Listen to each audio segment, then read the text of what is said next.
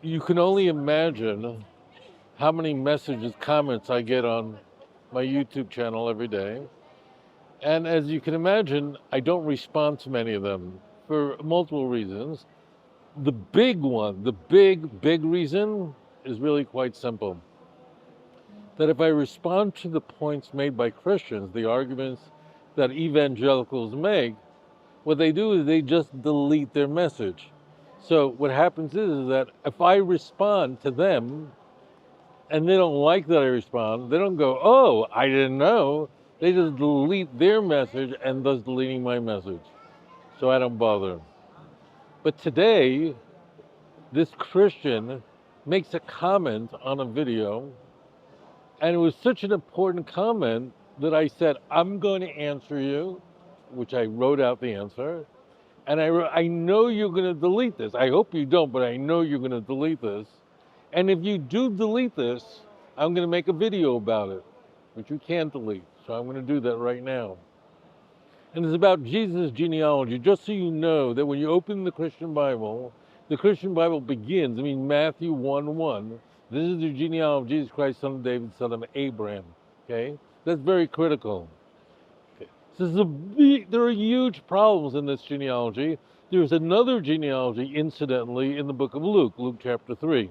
There are two genealogies in the New Testament, two infancy narratives in the Christian Bible, one in Matthew, one in Luke, and they are entirely different. But that's not germane right now.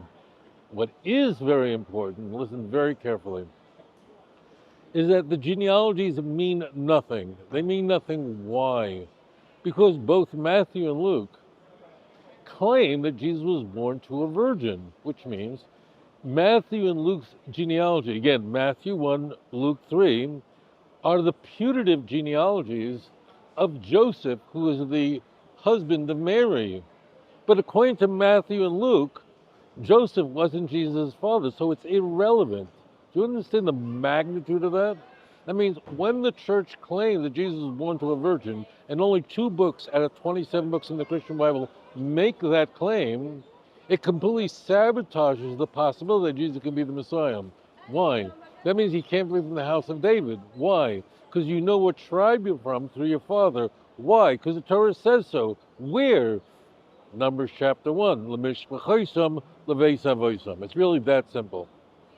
But as it turns out, the situation gets even worse in that the two infancy narratives disagree and the two genealogies disagree. In fact, who was Jesus' father? Was it Jacob, as in Matthew, or Haley, as in Luke?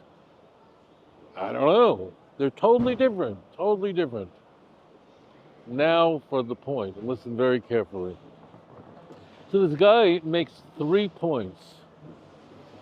Point number 1 is that Matthew's genealogy of Jesus, or Joseph,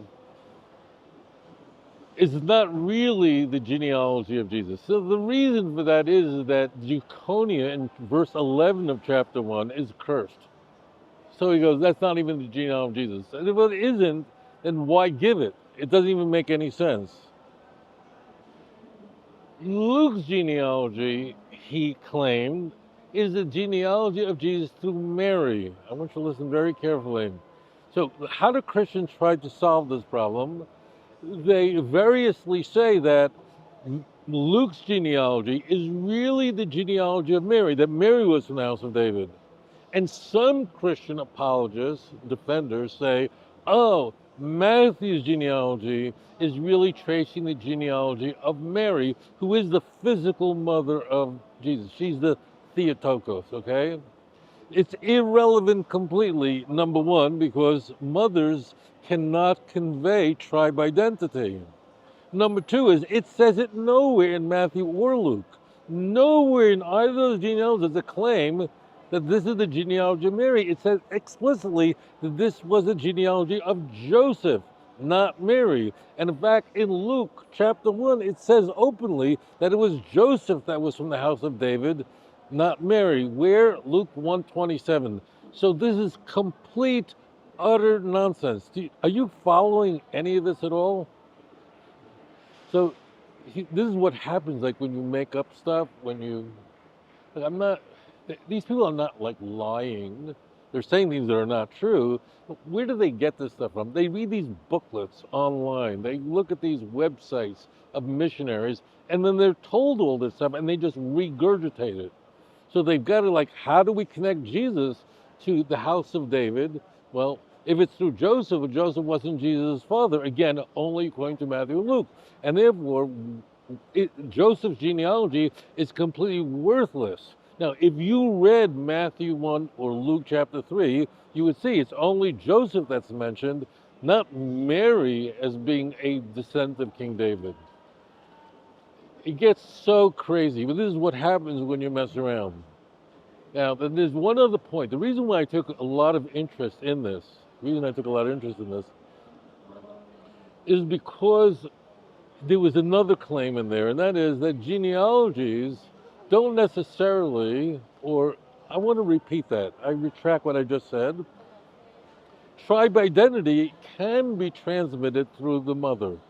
Okay, that's the claim.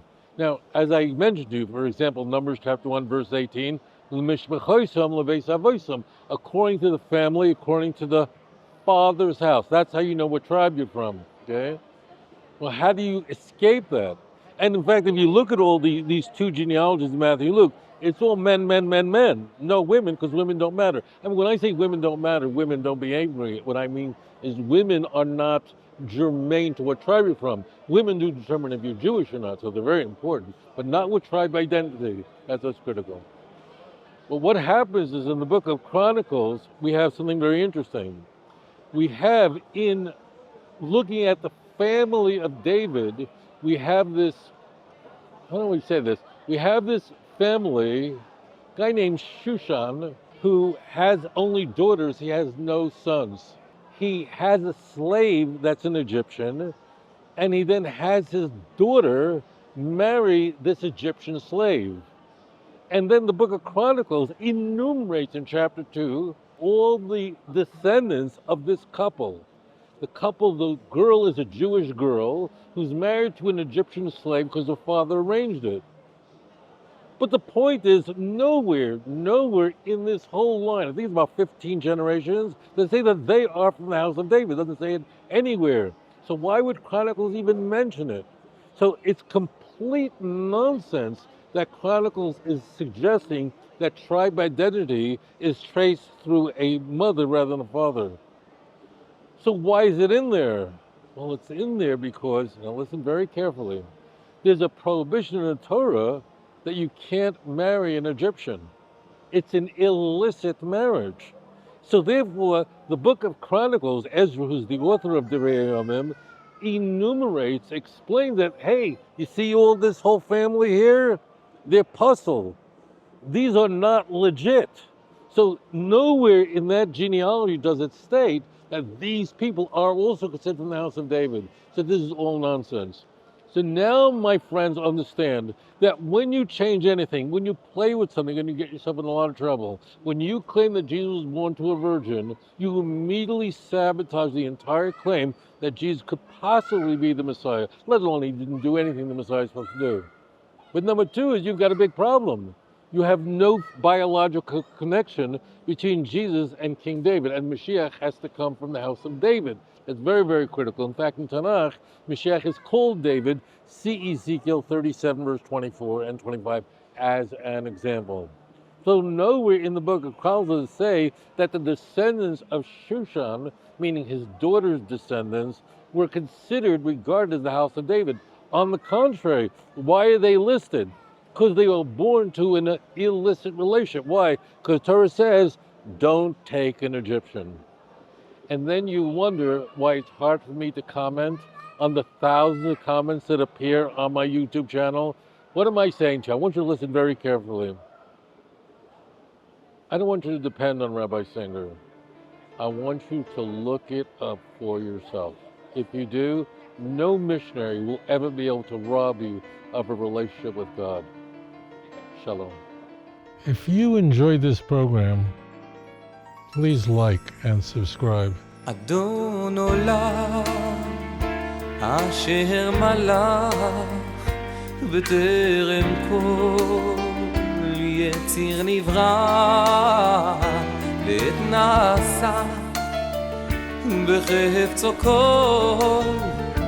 אזי מלך שמו נקרא, ואחרי ככלות הכל לבדו ימלוך נורא, והוא היה והוא הווה